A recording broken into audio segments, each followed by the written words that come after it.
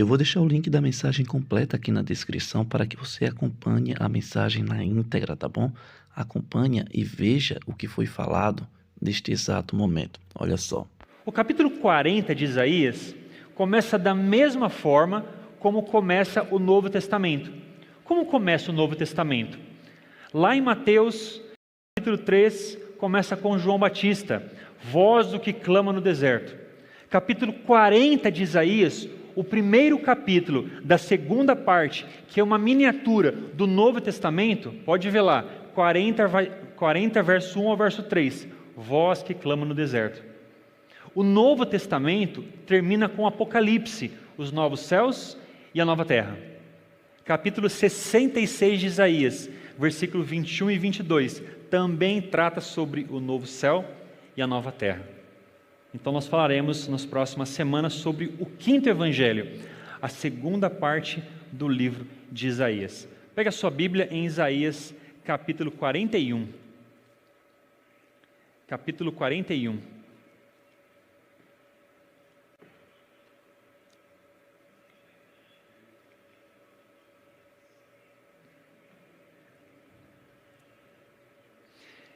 Isaías 41, versículo 10 diz: Eu disse, você é o meu servo, eu o escolhi e não o rejeitei, por isso não tema, eu estou com você, não tenha medo, pois eu sou o seu Deus, eu o fortalecerei e o ajudarei, eu o segurarei com a minha mão direita vitoriosa. 41 verso 13 agora: Pois eu sou o Senhor, o seu Deus, que o segura pela mão direita e lhe diz, não tema, eu o ajudarei. Versículo 14, não tenha medo, ó vermezinho de Jacó, ó pequeno Israel, pois eu mesmo o ajudarei, declara o Senhor, seu Redentor, o Santo de Israel.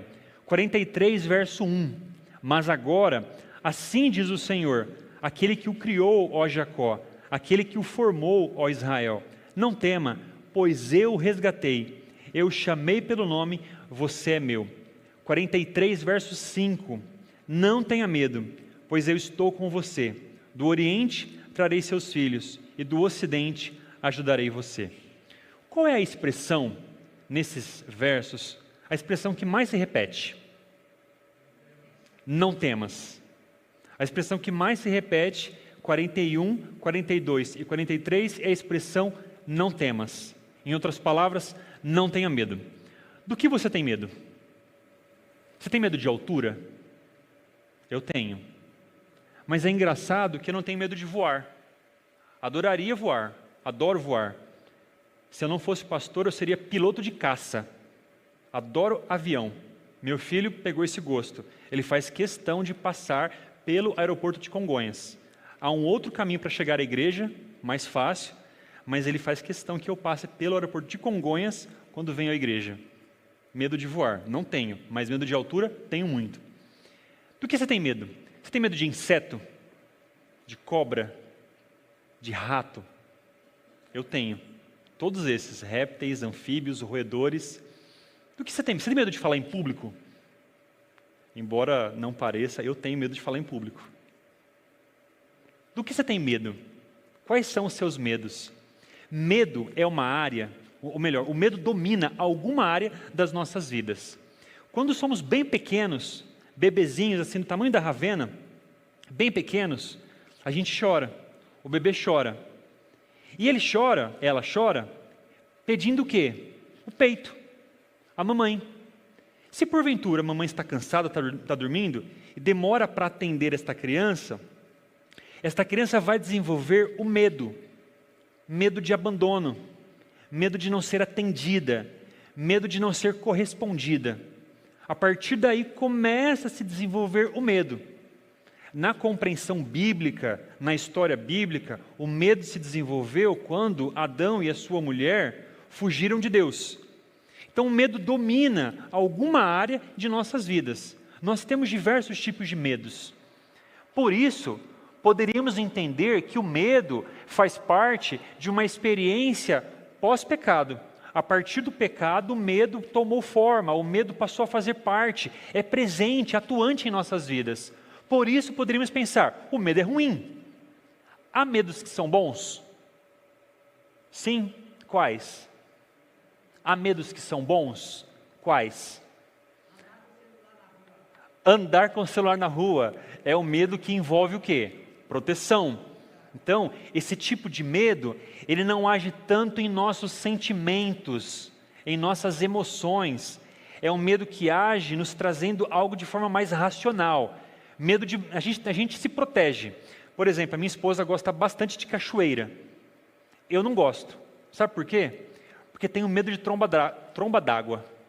Sempre que nós vamos para algum lugar que tenha cachoeira, ela entra e eu fico de fora como um policial, esperando para ver se a água fica um pouco mais turva, se começa a vir um pouco mais de folha. Se porventura acontecer alguma coisa, eu, super-herói que sou, vou pular na água, resgatá-la e tirá-la daquele terremoto, daquela coisa terrível. Medo de proteção. Tenho muito medo de perder o meu filho. Por isso, às vezes, quando eu vou andar com ele, eu seguro bem firme na mão dele e não deixo que nada... Às vezes eu quero usar uma coleira, mas não ficaria muito legal, né? As leis de proteção à criança não cuidariam de que isso fosse possível. Proteção. Medo relacionado à proteção. É um medo bom. Há um outro medo que seja bom? A Bíblia diz assim, ó, temei a Deus e dá-lhe glória. Esse medo é bom ou ruim? A Bíblia nos exorta a termos medo de Deus? Ter medo de Deus é bom ou é ruim? Adão e Eva, quando tiveram medo, o que eles fizeram? Se esconderam, fugiram. Mas quando no Apocalipse nós encontramos temei a Deus, a Bíblia está dizendo, tenha medo de Deus. Mas esse temer a Deus e dar glória a Deus é um medo que me faz me aproximar de Deus. Então, ora eu me afasto, ora eu me aproximo. Como que significa isso? O temor de Deus que a Bíblia relata, que a Bíblia trata aqui, é um temor de reverenciá-lo. Não é um temor de fugir dele, mas é um temor que me leva a admirar a Deus. Por exemplo, Provérbios 1:7. O temor do Senhor é o quê? É o princípio da sabedoria. À medida que eu contemplo a Deus, que eu reverencio ao Senhor, que eu passo a admirá-lo, naturalmente eu começo a me tornar uma pessoa sábia. O temor do Senhor está ligado à sabedoria. É como se o temor do Senhor fosse diretamente proporcional à sabedoria. À medida que eu aprendo a temê-lo, eu me torno uma pessoa mais sábia, mais sábia. E esse temor está relacionado à reverência, à admiração, a respeito. Reconheço quem eu sou, reconheço quem Ele é e procuro me relacionar com Ele, sabendo quem eu sou, sabendo quem Ele é. Então, é um medo bom, é um medo positivo. Há medos que estão relacionados aos nossos sentimentos, há medos que estão relacionados à nossa razão, proteção e o temor a Deus. Qual é o medo que Isaías está falando aqui? Não temas. Quando ele repete 5, 6 vezes, não temas. Qual é o medo que ele está falando aqui? É o medo irreal.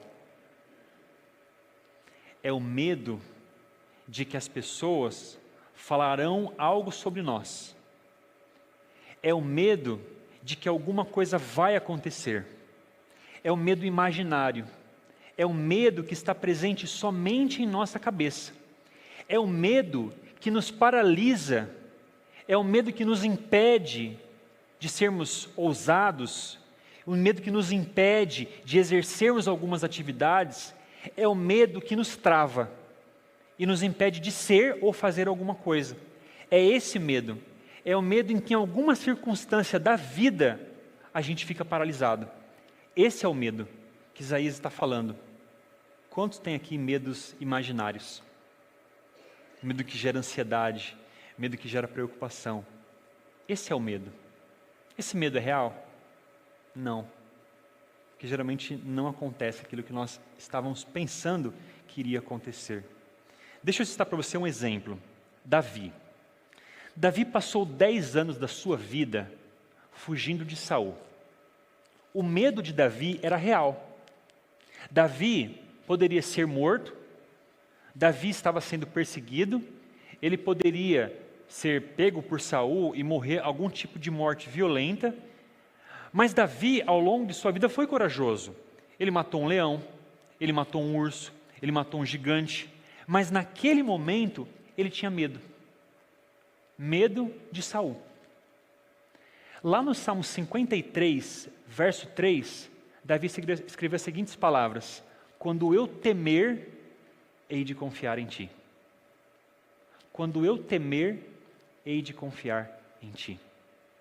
O que Davi colocou diante de si é que em qualquer circunstância que trouxesse para ele um medo, seja ele real ou irreal, quando o medo tomasse conta dos sentimentos e das emoções dele, ele confiaria em Deus. Quando eu temer, vou confiar em ti. Como que a gente faz para que isso se torne real nas nossas vidas? Como substituir o medo pela paz? Volte os seus olhos para Isaías, capítulo 41, versículo 10. Eu disse: você é meu servo, eu o escolhi e não o rejeitei. Por isso, não tema, eu estou com você. Isaías nos dá 3 razões pelas quais não devemos ter medo, ou pelas quais podemos lidar com os nossos medos. Primeira razão: Deus estará com você. Essa promessa é tão frequentemente repetida que ela se torna quase que óbvia e se torna quase que simplório demais falar que Deus está com você. Mas por que, diante dos medos, a promessa de que Deus está com você faz tanto sentido? Porque quando estamos com medo, a melhor coisa que Deus pode nos dar é a certeza de sua companhia. Por exemplo, quando eu era menor e eu ouvia algum barulho em casa, eu morava numa casa do interior de São Paulo, e era muito comum nessas casas entrarem pessoas, ladrões, pessoas que queriam de alguma forma fazer algum mal para nós. Então, quando eu ouvia algum barulho, corria para o quarto da minha mãe e do meu pai. O barulho não acabava, continuava, mas a certeza de que tinha alguém ao meu lado me fazia ter confiança. Já velho, já adulto, quando eu comportava vendendo livros nas férias, tinha vezes que dava um medo de bater na casa das pessoas, porque talvez a pessoa que vai atender, ela vai te destratar, ela vai dar uma negativa, ela não vai tratar você bem. Então a gente ficava com um pouco de medo. Aí então chamávamos o nosso dupla: vamos dar oferta juntos? Vamos entrar juntos nessa casa? E quando a gente entrava junto na casa, era impressionante, a gente ganhava uma ousadia que não tínhamos. Falávamos coisas que nem sabíamos que tinham coragem de falar, porque estávamos acompanhados. Então, para as pessoas que estão com medo, não importa que tipo de medo você enfrente, a certeza de que alguém está com você é a melhor certeza, é a melhor garantia que você pode ter. Mas sim, há momentos em que a pessoa que está com você não vai entendê-lo. Há momentos em que você tem vergonha de dizer para a pessoa que está ao seu lado, por mais íntima que ela seja, você tem vergonha de dizer. Isso te traz medo. Para esses casos, Deus oferece a esperança, a garantia e essa certeza. Não temas, eu estou com você. Se você não quiser falar nada, se você quiser ficar calado, relaxa, eu estou com você. Para aqueles que estão com medo, a garantia de presença, de companhia, é a garantia que Deus nos dá. Quando Moisés, por exemplo, estava a ponto de morrer, ele escreveu em Deuteronômio capítulo 31, verso 6, as seguintes palavras: sejam fortes e corajosos, não tenham medo, nem fiquem apavorados por causa das outras nações, pois o seu Deus vai com vocês, Ele nunca os deixará, Ele nunca os abandonará. Primeira certeza, garantia de que nós podemos lidar com os nossos medos: Deus está conosco, em todo tempo, em qualquer circunstância, porque isso é o que realmente importa quando estamos com medo, termos companhia. Nós não conseguimos vê-lo, mas nós podemos, pela fé, acessar essa promessa de Deus, porque o que eu preciso escolher na minha vida é se a minha vida vai operar pelo medo ou vai operar pela fé. E quando Deus diz, não temas, Ele está dando uma ordem. Toda a ordem que Deus dá a mim e a você é uma ordem passível de ser obedecida. Deus nunca dá uma ordem para mim e para você que você não tem condições de cumpri-la, de obedecê-la. E para toda ordem que Deus nos dá, sempre vem acompanhada de poder para obedecê-la. Então sim, é possível não sentir medo. Esse medo de coisas irreais, esse medo imaginário que nós temos. Há uma possibilidade de não sentir medo. Como? Reunindo diante de mim, no meu coração, a certeza de que Ele está comigo, em todo tempo, em qualquer circunstância. Toda a ordem de Deus é possível de ser obedecida, e toda a ordem de Deus vem com o poder para obedecê-la. Não temas, Ele está dizendo, porque eu estou com você. A segunda razão para nós não temermos como Davi, está no versículo 10, agora a segunda parte. Eu o fortalecerei, eu o ajudarei, eu o segurarei com a minha mão direita vitoriosa. Não temas, primeiro, porque eu estou com você. Segundo, porque eu vou ajudá-lo. A pergunta é como, né? Nós sempre ficamos bastante curiosos em saber como Deus vai resolver questões importantes da nossa vida. Eu não estou dizendo, e não quero também dizer, que Deus é o nosso resolutor de problemas, que qualquer coisa que precisarmos, Ele vai atender como uma espécie de um gênio da lâmpada mágica. Mas eu estou dizendo que Deus resolve pessoas. Deus não resolve problemas, mas resolve pessoas. Trabalha com pessoas, com questões que estão aqui no meu coração, na minha vida, que são gerenciadas a partir dos traumas que eu tive, que foram relacionadas a partir das muitas experiências que vivi. E o Deus que não resolve problemas, mas trabalha com pessoas, está dizendo para mim que Ele vai me fortalecer em uma situação que me faz ter medo, que Ele vai me ajudar a ressignificar alguma situação que me traz um sentimento de apreensão. Ele está dizendo para mim que de forma invisível Ele vai segurar em minha mão direita e vai me dar um espírito de ousadia, um espírito de não covardia, um espírito de não temor para enfrentar qualquer situação que eu venha enfrentar. Seja falar em público, seja pedir perdão para alguém, seja me relacionar com alguém que eu não consigo, enfim, N coisas. Eu não sei o que está no seu coração, eu sei o que está no meu, e eu sei o que me faz ter medo, e eu sei que essa promessa aqui, ela tem sentido para mim, e eu sei que ela também tem sentido para você. Talvez coisas ruins aconteçam conosco, porque as circunstâncias que nos envolvem são más, malignas, diabólicas, e nós não temos o controle sobre as pessoas que estão ao nosso redor, e não conseguimos impedir que as pessoas façam mal a nós. Mas Deus, que não resolve os problemas, mas que resolve as pessoas, que trabalha as pessoas, pode me ajudar, me fortalecer e ser um refúgio seguro para que eu, em meio a essas situações, consiga lidar com os medos e consiga me manter vivendo, me manter em pé, mesmo diante dos medos que me cercam. Eu vou estar com você, eu vou ajudar você. E em terceiro, capítulo 43, versículo 1. Mas agora, diz o Senhor, aquele que o criou, ó Jacó, aquele que o formou, ó Israel, não tema, pois eu resgatei você. Eu o chamei pelo seu nome, você é meu. Versículo 2, quando você atravessar as águas, eu estarei com você. Quando você atravessar os rios, eles não o encobrirão. Quando você andar através do fogo, não se queimará. Se você colocar a mão no fogo, você vai se queimar? Sim ou não? Se você não souber nadar e se jogar numa piscina maior que você, você vai se afogar? Sim ou não? Por que Ele está dizendo que se nós fizermos isso, não iremos nos afogar, não iremos nos queimar? Deus está usando aqui duas analogias. A água que oprime e o fogo que consome. O que Ele está dizendo é, qualquer situação que te oprima e que te esmague, eu tenho condições de ajudar você a lidar com elas. Qualquer situação que te oprime como a água e te consome como fogo, eu tenho condições de ajudar você a não temer estas situações. O que está oprimindo você?